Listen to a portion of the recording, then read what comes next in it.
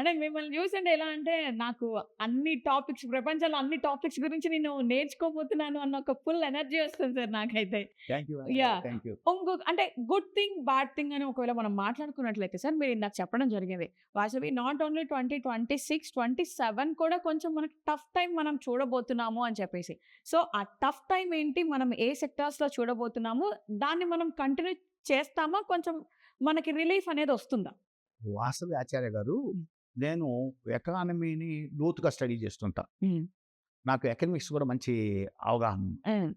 మీకు లోతైన పరిశీలన చేసిన వ్యక్తిని ఈ ఎకనామిక్స్. నాట్ ఓన్లీ మీకు చాలామందికి ఏందంటే మేనేజ్మెంట్ అకౌంటెన్సీలో గానీ, అడ్వాన్స్డ్ అకౌంటెన్సీలో గానీ, ఎకనామిక్స్‌లో గానీ, మీకు కాస్టింగ్‌లో గానీ, చాలా చాలా విషయాలు సాహిత్యం మీద గానీ విపరీతమైన అవగాహన ఉన్న వ్యక్తిని. హ్మ్. దట్టు విపరీతంగా న్యూస్ పేపర్లు కూడా బాగా, మ్యాగజైన్స్ కూడా బాగా చదువుతుంటా. హ్మ్.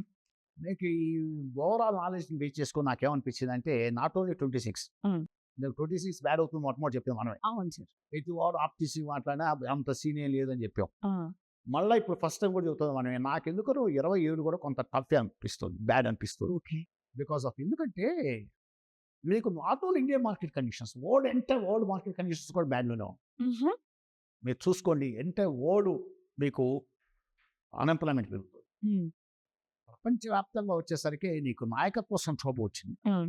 మీకు ఏ దేశంలోనైనా ఆ దేశ ప్రెసిడెంట్లు, మీకు ప్రైమ్ మినిస్టర్స్ ఇలా చూసుకున్నట్టయితే మంచి ఎడ్యుకేటర్సు, హుహు.